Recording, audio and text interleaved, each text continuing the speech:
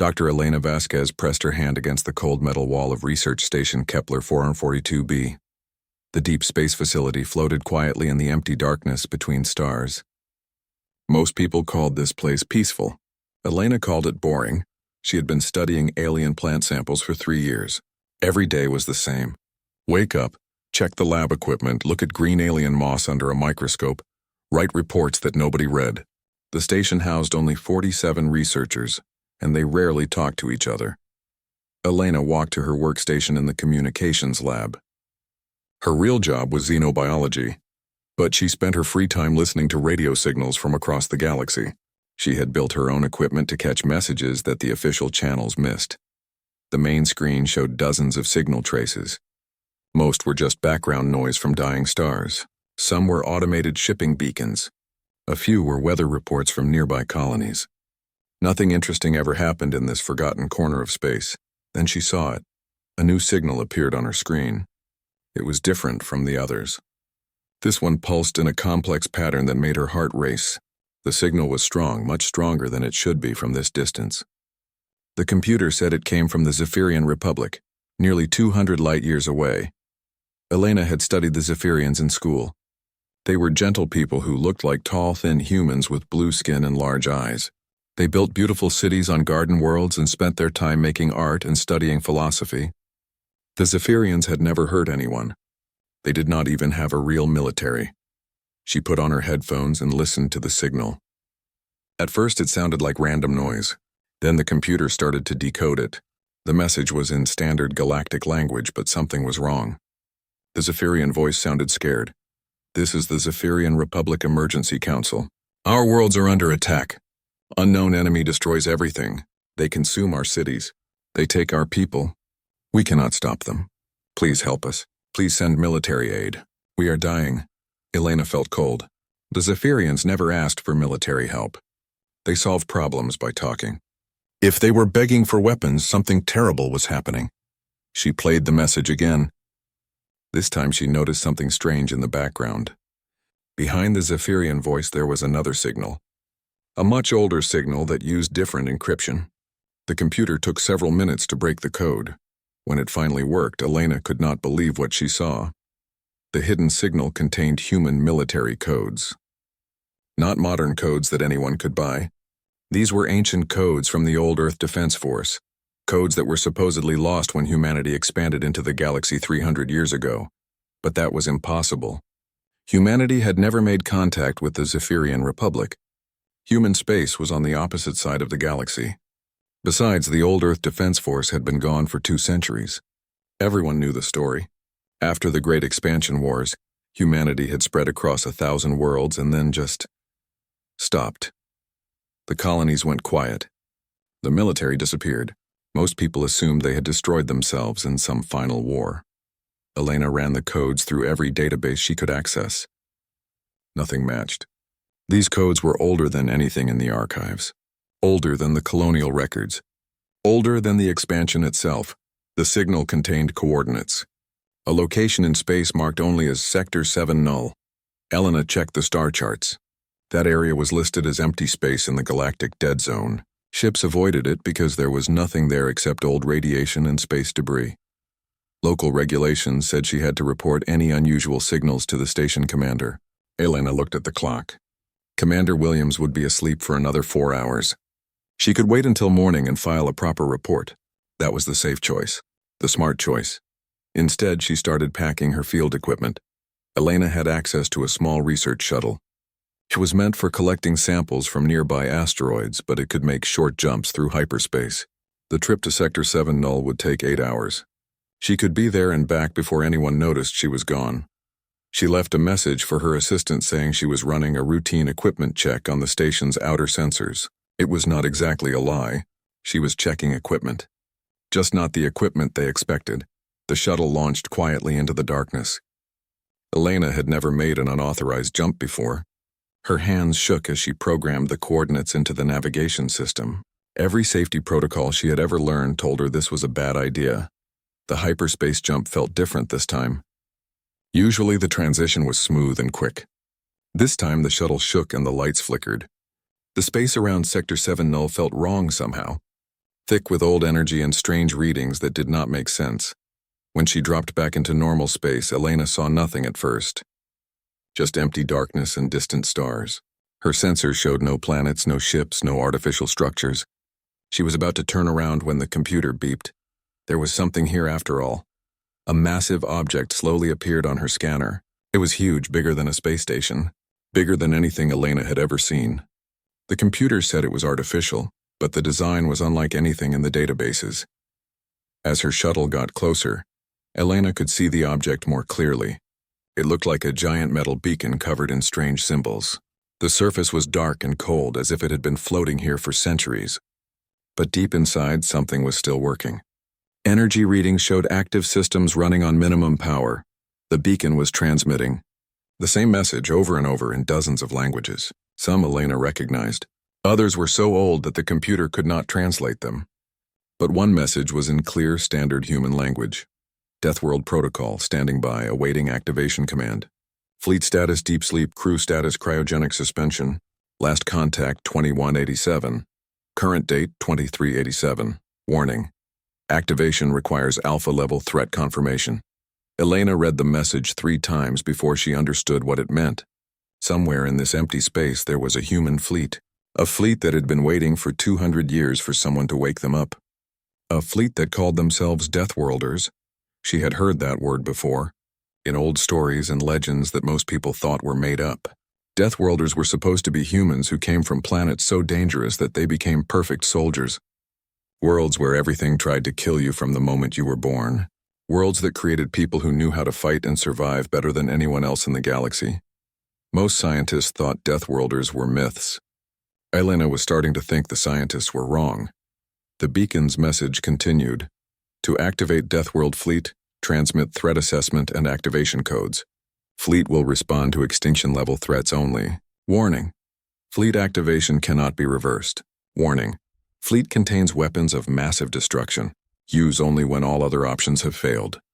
Elena looked at the Zephyrian distress signal still playing on her secondary monitor. Whatever was attacking them had destroyed multiple worlds. The Zephyrians were pacifists who had never hurt anyone, and someone was wiping them out anyway. Maybe this qualified as an extinction-level threat, but Elena was just a scientist. She studied alien plants. She was not qualified to wake up ancient human war fleets. She did not have the authority to make decisions that could affect the entire galaxy. She started to turn her shuttle around. Then she heard the Zephyrian message again. The fear in their voices, the desperation. They were dying and no one else was going to help them. Elena made a decision that would change everything. She activated her communication system and broadcast both signals, the Zephyrian distress call and her own voice, directly at the ancient beacon. This is Dr. Elena Vasquez, Research Station Kepler 442b. I am transmitting an alien distress signal that may qualify as an extinction-level threat. Unknown enemy is destroying the Zephyrian Republic. Multiple worlds have been consumed, requesting threat assessment and possible fleet activation. For a long moment, nothing happened. Then the beacon's energy reading spiked. New lights appeared across its surface. Systems that had been dormant for 2 centuries suddenly came online. A new message appeared on Elena's screen. Threat assessment in progress. Analyzing data.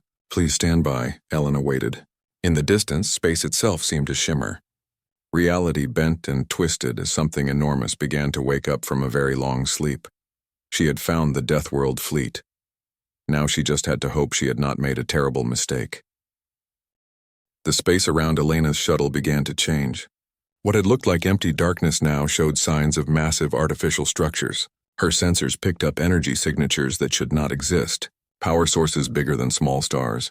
Metal constructs the size of moons. The beacon in front of her continued its analysis. Elena watched the progress bar slowly fill as ancient computers processed the Zephyrian distress signal. She had thought this would take minutes.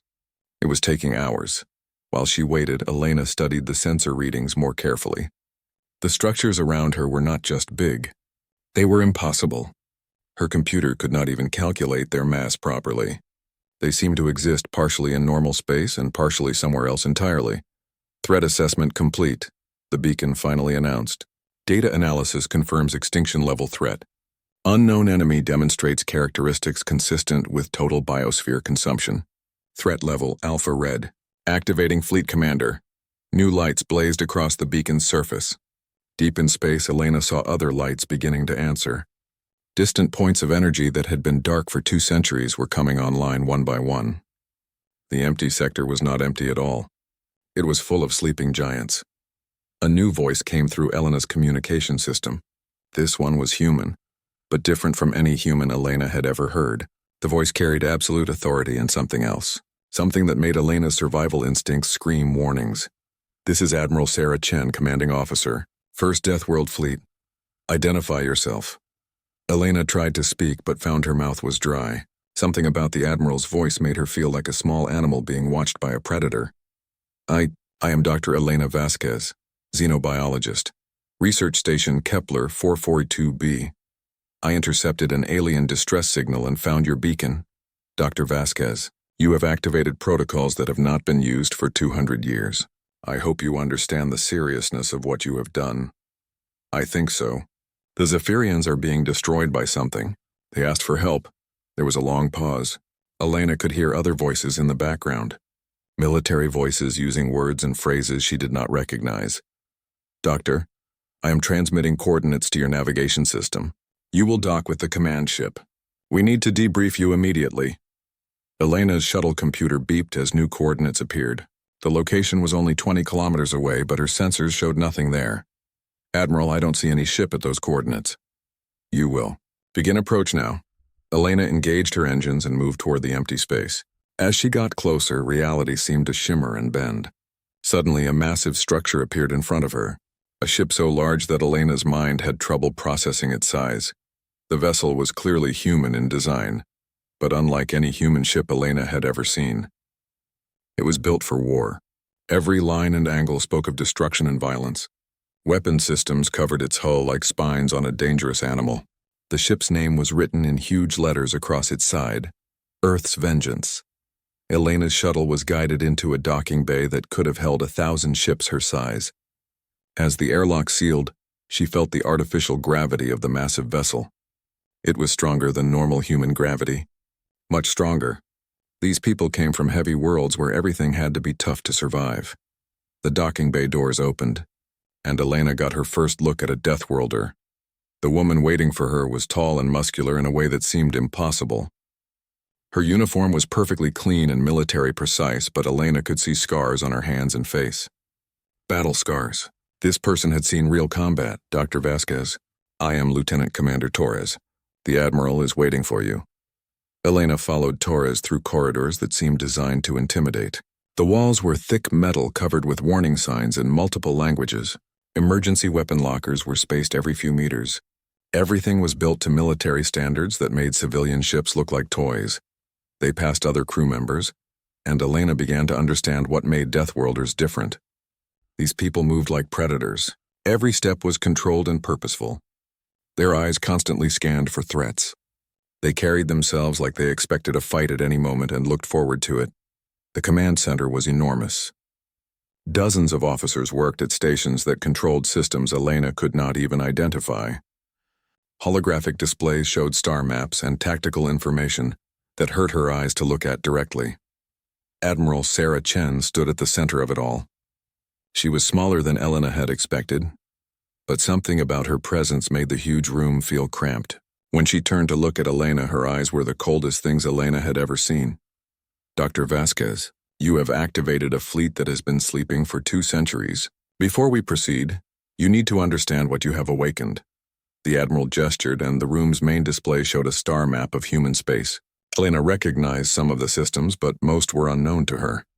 Humanity expanded across the galaxy in 3 great waves, Admiral Chen explained. The first wave were the explorers and colonists, peaceful people looking for new homes. The second wave were the traders and diplomats. They built connections with alien species and established peaceful relations. The display zoomed in on specific systems. Elena could see the dates of colonization. Most were 300 to 400 years old. The third wave was us, the Deathworld fleet. We came from planets where survival required violence, where being peaceful meant being dead. Earth sent us out as the final solution to problems that could not be solved with words or trade.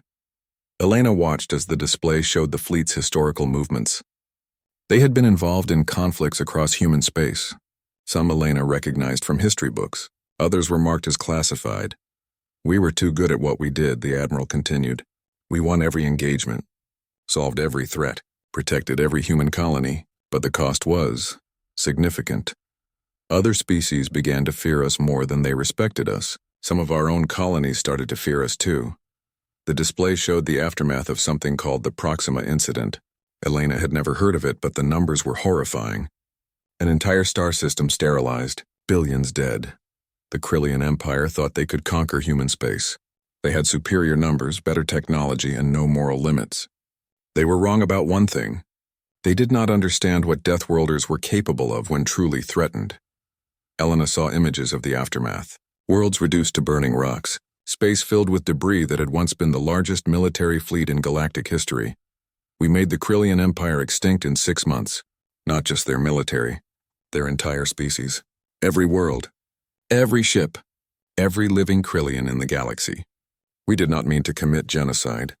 We were just being thorough. The Admiral's voice carried no emotion, but Elena could see pain in her eyes. After Proxima, the galaxy changed how it looked at humanity. Fear replaced respect. Our own people started to see us as monsters rather than protectors. The civilian government made a decision. Humanity would step back from galactic politics. The Deathworld fleet would be deactivated and hidden. Elena began to understand. You went into hiding. We went to sleep.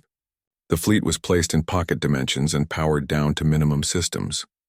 The crews entered cryogenic suspension. We programmed our AIs to wake us only if humanity faced extinction-level threats. The display now showed the current state of human space. Elena was shocked to see how small it had become. Most of the colonies she remembered from school were marked as lost contact or abandoned. While we slept, humanity faded. Without the protection of the fleet, colonies were abandoned or conquered. Pirates and raiders moved into human space. Other species forgot why they had once feared us. Humanity became a minor power that most of the galaxy ignored. Elena thought about her own life. Research Station Kepler 442b was on the very edge of human space. She had never seen a military ship. She had never met anyone who had been in a real battle. The humans she knew were scientists and traders and peaceful colonists. Until today, Admiral Chen said. Today, a threat emerged that our systems classified as extinction level, something that destroys entire species without negotiation or mercy, something that requires the old solutions. Around the command center, Elena could see crew members emerging from cryogenic chambers. They moved slowly at first, but their bodies quickly adapted. Within minutes, they were at their stations running system checks and preparing for whatever came next. Admiral, Elena said carefully, what exactly are you planning to do? We are going to save the Zephyrians, and in doing so, we are going to remind the galaxy why they used to fear the Deathworld fleet. Elena looked around the command center. Every surface was covered with weapons controls and tactical displays. These people were not rescuers or peacekeepers. They were weapons of war built by the harshest worlds humanity had ever settled. How many ships do you have? Elena asked. Admiral Chen smiled for the first time. It was not a friendly expression. Dr. Vasquez, you have awakened the first Deathworld fleet. We have 1,847 ships ranging from destroyers to dreadnoughts, 15 million crew members, and enough firepower to crack planets. Elena felt very small and very scared. We have been sleeping for 200 years, but our dreams were filled with war. We are ready. Elena stood in the observation deck of Earth's Vengeance, watching the Deathworld fleet come alive. Ships emerged from pocket dimensions like metal leviathans surfacing from an ocean of darkness. Each vessel was a masterpiece of military engineering designed for one purpose: total war. The smallest ships were destroyers the size of cities. The largest were dreadnoughts that dwarfed asteroids. In between were cruisers, carriers, and ship types that Elena could not identify. All of them bore the scars and modifications of crews who had spent centuries learning how to kill efficiently. Impressive, isn't it? Admiral Chen had joined Elena at the observation window. Each ship represents the military knowledge of an entire death world. Earth's Vengeance was built by survivors from New Stalingrad, where the winters last 3 years and the summers are filled with acid rain. Elena watched crew members moving across the ship's hull in powered armor. They worked with mechanical precision, performing maintenance tasks that should have taken hours in mere minutes. Admiral, I need to understand what we're facing. The Zephyrian signal mentioned something that consumes worlds. What does that mean exactly? Chen activated a holographic display between them. The image showed a peaceful Zephyrian world covered in beautiful crystal cities and floating gardens. Elena had seen pictures like this in xenobiology textbooks. This was Zephyria Prime 6 months ago. Population 4 billion, a center of art and philosophy in the galactic community. The image changed. The same world now looked like a diseased wound in space. The crystal cities were gone. The oceans had turned black. The atmosphere glowed with sickly energy. This is Zephyria Prime today. Population 0. Whatever attacked it didn't just conquer the world. It consumed everything. Plants, animals, even the bacteria in the soil, all converted into something else. Elena felt sick. Converted into what? We don't know yet. Our long-range sensors are still analyzing the data. But preliminary reports suggest the attackers are some kind of hybrid organism, part machine, part biological. They don't just kill, they absorb and transform. More images appeared. Elena counted 12 Zephyrian worlds, all showing the same pattern of consumption and conversion. Beautiful garden worlds turned into nightmarish industrial hells. The enemy calls themselves the Devourers, Chen continued. They appeared at the edge of Zephyrian space without warning. No negotiation, no demands, no communication except for one message. All organic matter will be optimized. Elena studied the tactical displays. The pattern of attack showed frightening intelligence. The Devourers had not attacked randomly. They had chosen targets that would cripple Zephyrian civilization most effectively. What about other species? Are they helping the Zephyrians? Chen's expression became grim. The Galactic Council issued a statement of concern and promised to form a committee to study the situation. The Altarian Federation sent thoughts and prayers. The Centauri Alliance offered to accept Zephyrian refugees. That's something at least. Dr. Vasquez, there are 15 billion Zephyrians in their republic. The offers to accept refugees were for 50,000 individuals maximum. The galaxy is willing to let an entire species die rather than risk a real fight. Elena watched as more ships came online around them. The fleet was enormous, but the galaxy was bigger. Can we actually stop this threat? There are only 15 million of you. Only? Chen laughed, and the sound carried no humor. Doctor, you're thinking like a civilian. You're counting numbers and considering fair fights. Deathworlders don't fight fair. We fight to win. The Admiral gestured to a display showing ship specifications. Elena looked at the weapons listings and felt her blood run cold. Each ship carried enough firepower to sterilize planets. The fleet as a whole could probably destroy entire solar systems. Besides, Chen added, we know what we're fighting now. The AIs have been analyzing the Devourer attack patterns and technology signatures. We think we know what they are. What are they? Von Neumann machines. Self-replicating artificial organisms designed to consume all organic matter and convert it into more of themselves. Someone built them as the ultimate weapon. Elena had studied von Neumann machines in theoretical xenobiology courses. They were the nightmare scenario that every civilization feared. Machines that could reproduce themselves infinitely, consuming everything in their path. Who would build something like that? Unknown.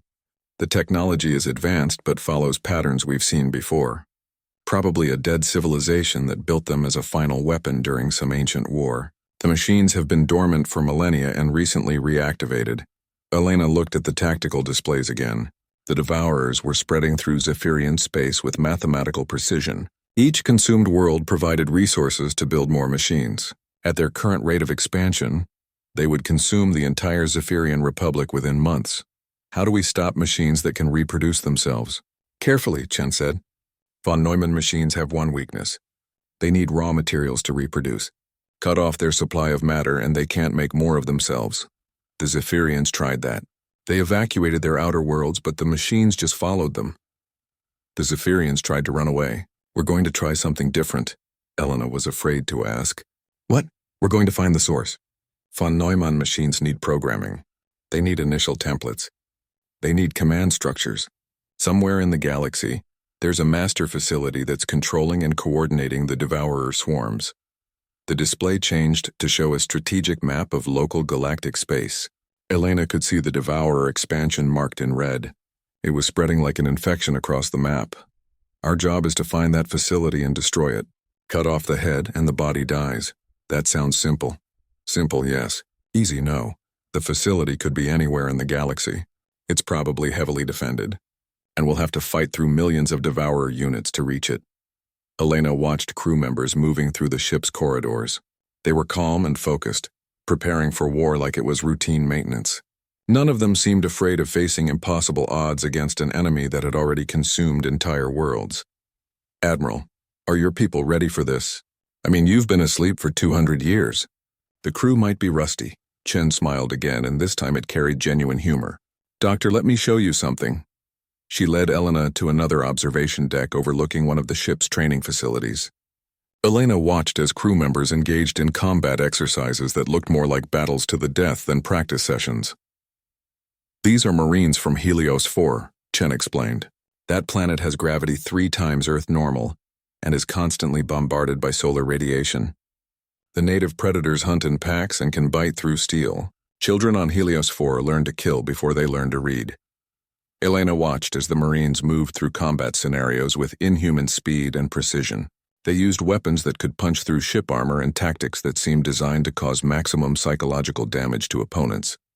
Over there are pilots from Ragnarok Station. That facility orbits a neutron star where one mistake means death from radiation or gravity shear. Their reflexes are measured in microseconds, and they can pilot ships through spatial conditions that would kill normal humans. Elena saw pilots running simulations in environments that seemed to violate physics. They maneuvered through gravity wells and energy storms while engaging multiple enemies simultaneously. And those are engineers from the Forge worlds, planets where the surface is molten metal and the atmosphere is toxic gas. They build weapon systems that other species think are impossible.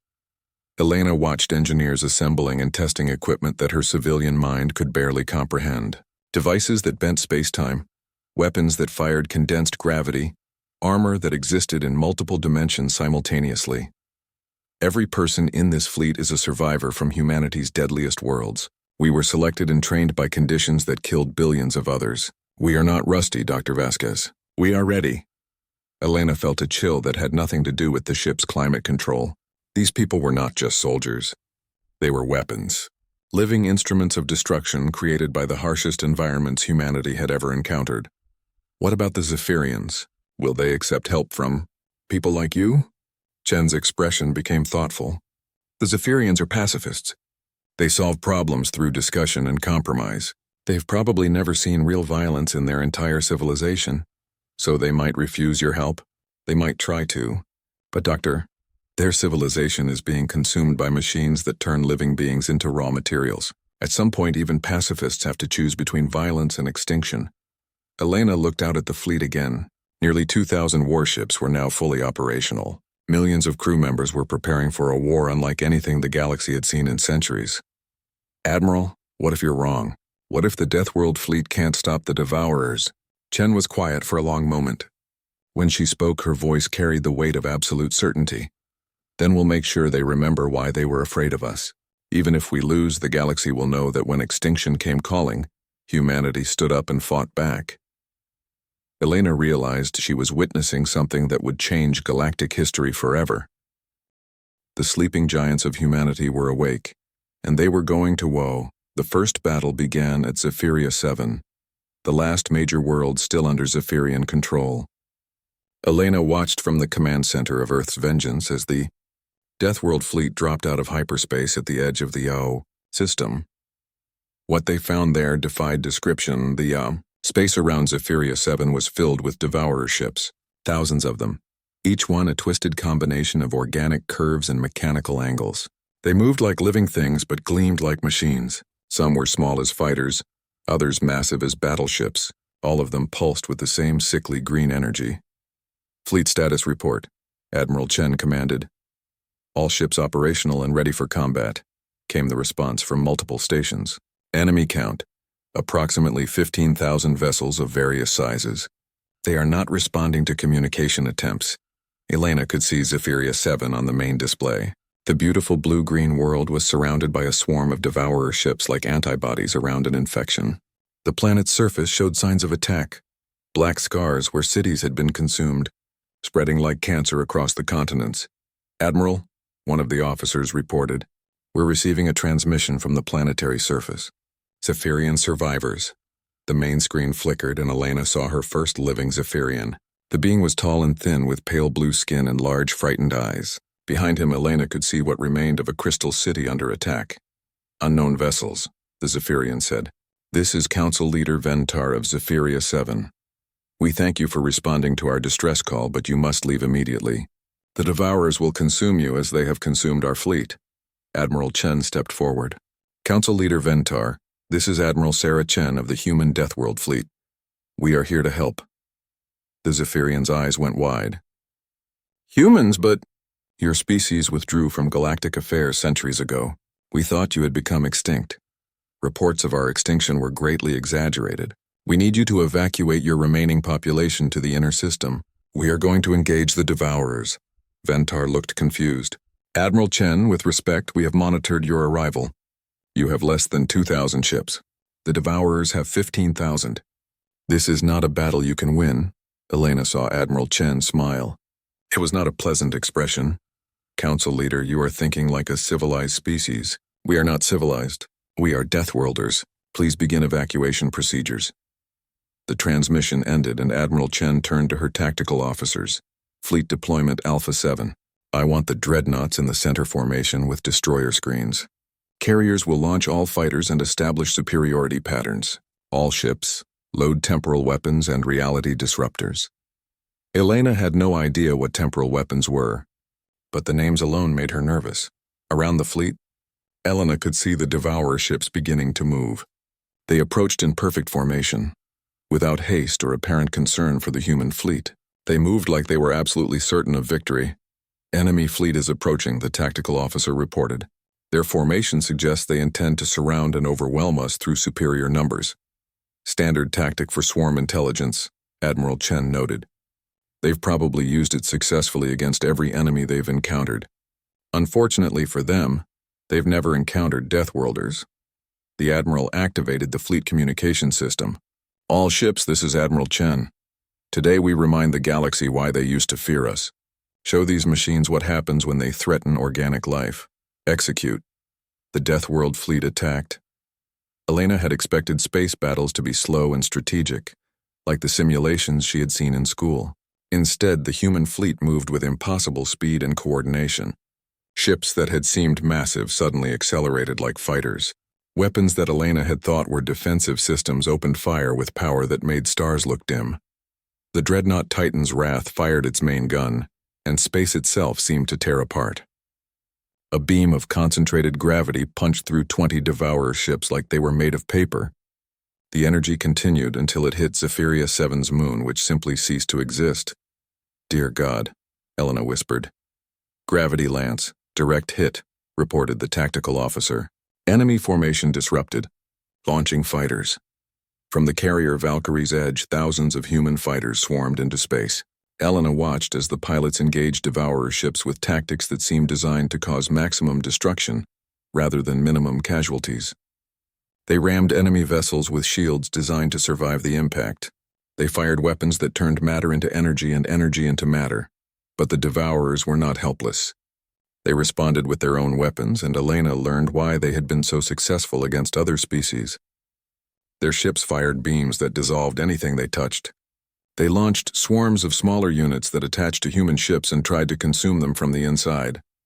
Hull breach on Deck 7, someone reported. Devourer boarding units have penetrated the outer armor. Dispatch Marines, Admiral Chen ordered. Full combat protocols. Elena watched on internal monitors as human Marines responded to the boarding action. What she saw would give her nightmares for years. The Marines did not just fight the Devourer units. They hunted them. Elena watched as Sergeant Major Rodriguez led his squad through the ship's corridors with tactics that seemed designed to terrorize rather than just eliminate the enemy. Rodriguez himself was a giant, of a man covered in scars and carrying weapons that looked like they belonged in a museum of torture devices. He moved through the ship like he was enjoying himself. Contact 10 meters ahead, one of his Marines reported. I see them, Rodriguez replied. Remember, boys, these things consumed children. Show them what we think about that. What followed was not a battle. It was an execution. The human Marines tore through the Devourer boarding units with a combination of advanced weapons and primitive fury that Elena found disturbing to watch. In space, the larger battle continued. The Deathworld fleet was outnumbered 8-1, but they were winning. Their ships moved in patterns that seemed to predict where the enemy would be before the enemy knew it themselves. Their weapons fired with precision that suggested the gunners could target individual molecules. Enemy fleet is breaking formation, the tactical officer reported. They appear to be attempting to retreat. Negative, Admiral Chen said firmly. No retreat allowed. Launch pursuit squadrons. Nothing escapes. Elena watched as human ships chased down fleeing Devourer vessels with relentless determination. They did not just destroy the enemy ships. They hunted down every piece of debris larger than a bolt to make sure nothing survived to regenerate. Admiral, Elena said quietly, isn't this excessive? You've already won the battle. Chen turned to look at her, and Elena saw something in the Admiral's eyes that made her step backward. Dr. Vasquez, these are von Neumann machines. Even one surviving component can eventually rebuild the entire swarm. When fighting an enemy that reproduces by consuming other life forms, there is no such thing as excessive. The battle lasted 6 hours. When it ended, space around Zephyria 7 was filled with debris from 15,000 Devourer ships. Not a single enemy vessel had escaped. Battle report, Admiral Chen commanded. Fleet casualties? Minimal. 3 destroyers with moderate damage, 17 fighters lost. Enemy casualties total, all Devourer vessels destroyed. No survivors detected. Elena looked at the tactical display. The human fleet had destroyed an enemy force 8 times their size with losses that barely registered as significant. How? She asked. Experience, Admiral Chen replied. Every person in this fleet has spent their entire life fighting to survive. We know how to kill things efficiently because if we didn't, we would have died as children. On the planet below, Elena could see Zephyrian cities beginning to recover. The spreading black scars where Devourers had been consuming the surface had stopped growing. Admiral Chen, Council Leader Ventar's voice came through the communication system. We do not understand what just happened. Your fleet destroyed an enemy that overwhelmed our entire military in minutes. We are Deathworlders, Admiral Chen replied simply. Violence is what we do, but the scale of destruction, the weapons you used. How do you live with such power? Elena saw the Admiral's expression become sad. Council Leader, this is why humanity withdrew from galactic affairs. We are too good at war, too willing to use overwhelming force. Other species fear us because they should fear us. Elena looked around the command center. The crew members were already preparing for the next battle. They moved with calm efficiency, as if destroying 15,000 enemy ships was routine maintenance. Admiral, Elena said, what happens now? Now we find the source. These Devourers came from somewhere. They have a base, a command center, a manufacturing facility. We're going to find it and destroy it. And after that, Admiral Chen was quiet for a long moment. After that, Dr. Vasquez, we go back to sleep. The galaxy is not ready for humanity to be awake. Elena watched as the Deathworld fleet prepared to jump to hyperspace. Around them, space was filled with the debris of an enemy that had seemed unstoppable just hours before. She was beginning to understand why the galaxy had once feared humanity. She was also beginning to understand the source of the Devourers lay hidden in the Void Nebula, a region of space so dangerous that even pirates avoided it. Elena stood in the command center of Earth's vengeance, watching as the Deathworld fleet approached their final target. 3 weeks of hunting had led them here. 3 weeks of following energy trails and tracking manufacturing signatures across half the galaxy. What they found defied imagination. The Devourer base was not a space station. It was an entire solar system converted into a vast construction facility. Dead planets had been hollowed out and turned into manufacturing centers. The system's star had been caged in a sphere of machinery that harvested its energy. Asteroid belts had become assembly lines stretching for millions of kilometers. Fleet status report, Admiral Chen commanded. All ships ready for final engagement, came the response. Enemy count. Admiral, the computer can't process the numbers. There are millions of Devourer ships in that system. Maybe tens of millions. Elena looked at the tactical display and felt her stomach drop. The entire system was swarming with enemy vessels. Ships the size of moons orbited construction platforms the size of planets. The space between worlds was thick with smaller vessels moving in perfect formation. Admiral, Elena said quietly, this is impossible, even with all your weapons. You can't fight that many enemies. Admiral Chen studied the display with the calm expression Elena had come to associate with Deathworlders making deadly decisions. You're right, Doctor. We can't fight them all, so we're not going to try. Elena felt confused. Then what's the plan? We're going to kill the system. Before Elena could ask what that meant, Admiral Chen activated the fleet communication system. All ships, this is Admiral Chen. We have located the source of the Devourer threat. As you can see, conventional tactics will not be sufficient. Therefore, I am authorizing Protocol Omega. Elena heard gasps from several stations around the command center. Even the Deathworld crew seemed shocked by the Admiral's decision. Admiral, the tactical officer said carefully, Protocol Omega has never been tested in the field. The theoretical damage radius could affect multiple star systems. I am aware of the risks. Begin preparation immediately. Elena grabbed Admiral Chen's arm. What is Protocol Omega? The Admiral looked at her with eyes that seemed older than the stars. Dr. Vasquez, some enemies can only be stopped by making the cost of victory unacceptable. Protocol Omega is humanity's answer to extinction-level threats. Elena watched as the fleet began moving into new formations. Ships that had fought as individual units were now linking together with energy bridges. The massive dreadnoughts formed the center of a geometric pattern that hurt Elena's eyes to look at directly. Admiral? Elena pressed. What exactly are you planning to do? We are going to detonate a star, Admiral Chen said simply. Elena felt the blood drain from her face. You're going to what? The Devourer base draws power from the system star. If we destabilize the star's fusion core, the resulting explosion will sterilize everything within 50 light years. It will destroy the base, the manufacturing facilities, and every Devourer ship in the system. Elena looked at the tactical display again. The Devourer system was enormous, but 50 light years was much larger. Admiral, that explosion will also destroy inhabited systems. There are colonies in this region? Negative. We transmitted evacuation warnings to all inhabited worlds within the potential damage radius 3 days ago. The Galactic Council has been coordinating mass evacuations. Elena realized the scope of what was happening. Humanity was about to destroy a section of the galaxy to stop the Devourers. Entire star systems would become uninhabitable for millions of years. Is this really the only way? Doctor, we have analyzed the Devourer construction capabilities. At their current rate of production, they will consume every organic species in the galaxy within 50 years. This is the only way to stop them completely. Around the fleet, Elena could see the Devourers beginning to respond to their presence. Massive swarms of enemy ships were moving to intercept the human fleet. The numbers were so overwhelming that Elena's mind could not process them properly. Enemy fleet approaching, the tactical officer reported. Estimated time to contact 20 minutes. How long do you need to destabilize the star? Elena asked. 37 minutes, Admiral Chen replied. We'll have to hold them off until the process is complete. Elena did the math. You need to fight millions of enemy ships for 17 minutes longer than you can survive. Correct? Elena watched as the first waves of Devourer ships reached the outer edge of the human fleet. The battle that followed made the fight at Zephyria 7 look like a minor skirmish. Human ships fired weapons that turned space itself into a weapon.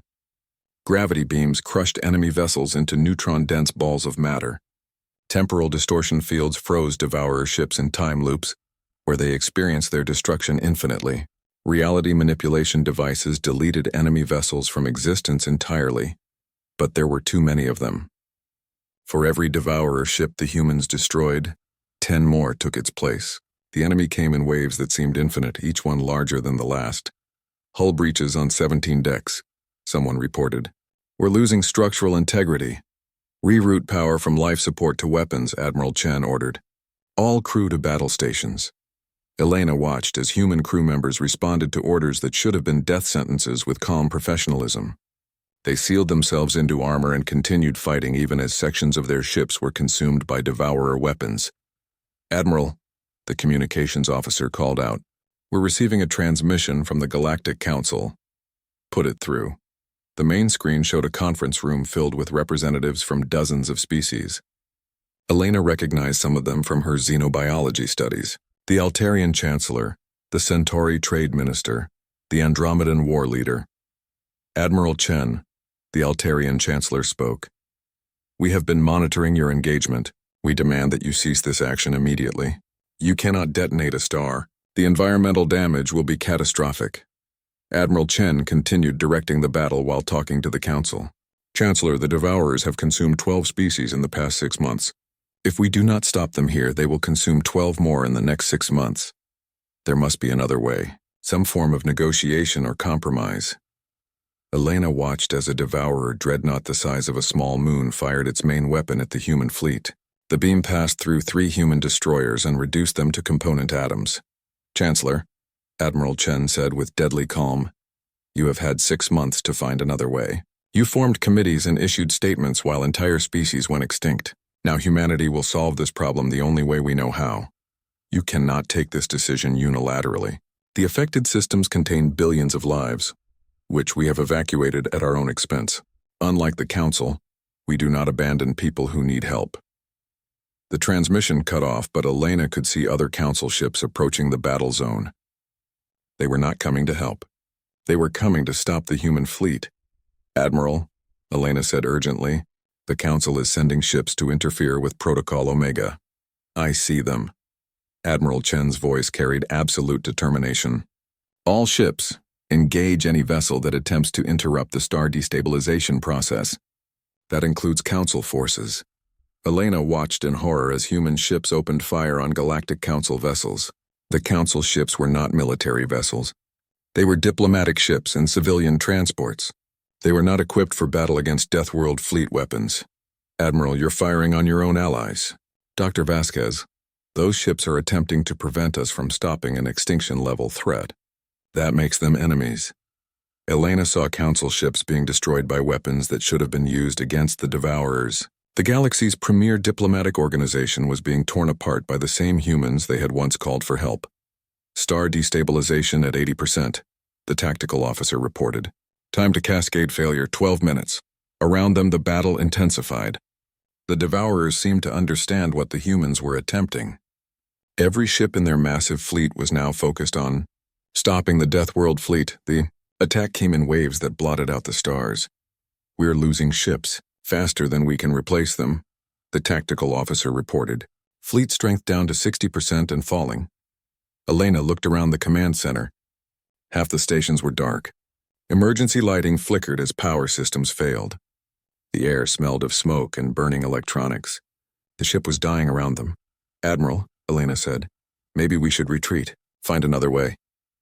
Admiral Chen turned to look at her, and Elena saw something in her eyes that was beyond human emotion.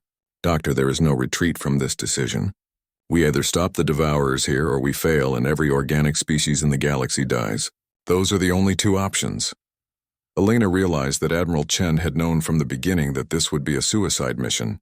The Deathworld fleet was not planning to survive Protocol Omega. They were planning to complete it regardless of the cost. Star destabilization at 95%, came the report. Cascade failure imminent. Through the viewport, Elena could see the system's star beginning to change. Its surface flickered with unnatural energy patterns.